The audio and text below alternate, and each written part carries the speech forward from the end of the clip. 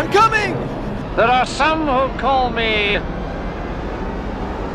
Tim. Somehow Palpatine returned. Shall we play a game? Can you dig it?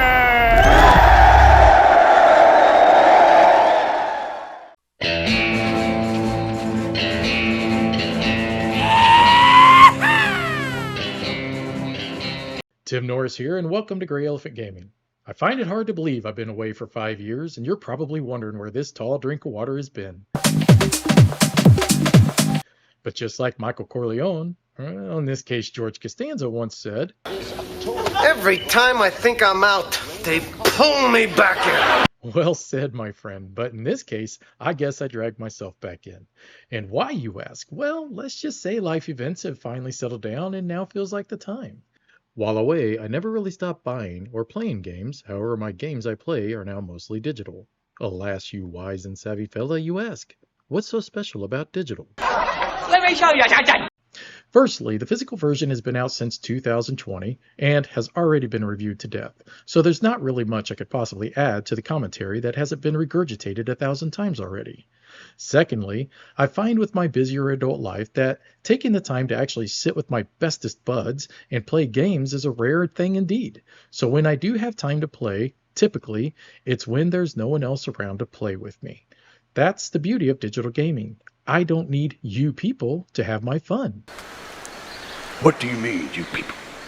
Thirdly, downtime before it's my turn again is rarely an issue. There's no cell phone Phyllis, take back turn Tony, bathroom break Brian, or AP Allen. It's simply me versus the AI, and that means I can somewhat control the length of the game. Lastly, with digital gaming, you don't have to worry about home clutter or going to IKEA for the 12th time this year to buy more shelves. No, you just install it on your computer and wham bam, thank you ma'am. You have a whole library of gaming that you can take advantage of anytime you'd like. Digital gaming solves all these issues.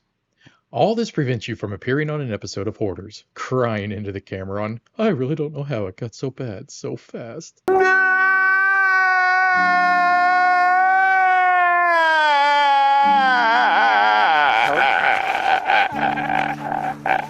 Now, let's take a look at Dune Imperium and see how it translates from tabletop to digital. Let's first cover how intuitive is the layout. Yes, it might take some getting used to, but I am not sure how much better they could have made it for you to go from the tabletop version to the digital any better. For instance, at first play, you might miss simple cues like how you can easily scroll over the trade row to see what cards will be available after you pass your turn. How right above it shows you exactly how much currency you have in your hand currently to purchase any cards. You also have the ability to see every card in your deck, discard, and obviously your hand just by scrolling over or a simple click.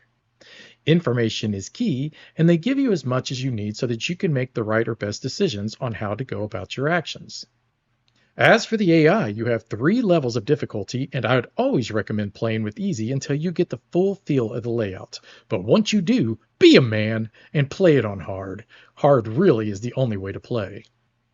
At this point, even though I find I win 8 out of the 10 games I play anymore versus the AI, it doesn't mean the AI isn't trying or that it isn't intelligent. If you are winning, it knows to target you whenever the moment arises. No, it won't hate block you on spaces it thinks you want to play on, and to be honest, that's refreshing. It plays to win, not to play kingmaker. Another area I love is the fact that you can play each of the leaders as many times as you'd like. I think if you've only ever played the game once or twice, you would walk away thinking some leaders are easier to win with than others, and you know what? You're partially right. The game straight up tells you at the start which leaders are easier or more complicated to play as. This makes you realize quickly that a typical playstyle may not be the best style depending on whom you choose. The game also doesn't bombard you with overly excessive cutscenes or downtime. It moves at a respectable pace, so you've just enough time to figure out your next move right before it's your turn to go again. There are other modes to play like challenges, where you basically play with one arm tied behind your back, or online versus actual real people. Ew. Speaking of playing against other people, this does allow you to play as often as you like, so by the time you do play against the fleshies, your experience should pay off and allow you to experience what is best in life. Conan, what is best in life? To crush your enemies, see them driven before you, and to hear the lamentation of their women.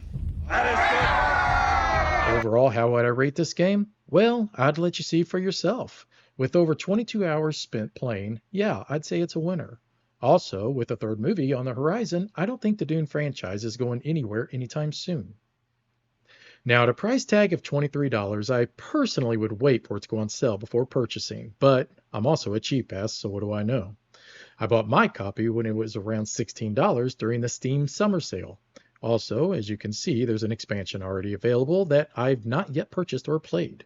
Maybe, just maybe, the developer would like to send me a key in hopes I'd give it a favorable review. Well, let's just say I've done far worse for far less, and as the old saying goes, $10 is $10.